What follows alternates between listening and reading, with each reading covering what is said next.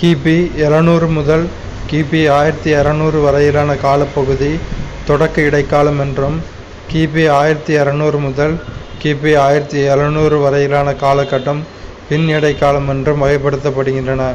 சான்றுகள் முதுநிலைச் சான்றுகள், இரண்டாம் நிலைச் சான்றுகள் என வகைப்படுத்தப்படுகின்றன. கற்கள், பாறைகள், கோவில் சுவர்கள் ஆகியவற்றின் மீதுள்ள பொறிப்புகள் அரசு ஆணைகளையும் அரசவை நிகழ்வுகளையும் கொண்டுள்ள செப்பு பட்டயங்கள் ஆகியவை தெளிவான சான்றுகள் ஆகும்.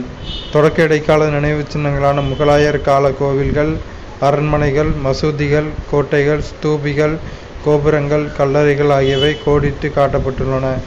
இல்துமிஸ், அலாவுதீன் கில்ஜி ஆகியோரின் நாணயங்கள், பிற்கால முஸ்லிம் அரசர்களின் செப்பு நாணயங்கள் ஆகியவை பற்றி விவாதிக்கப்பட்டுள்ளது.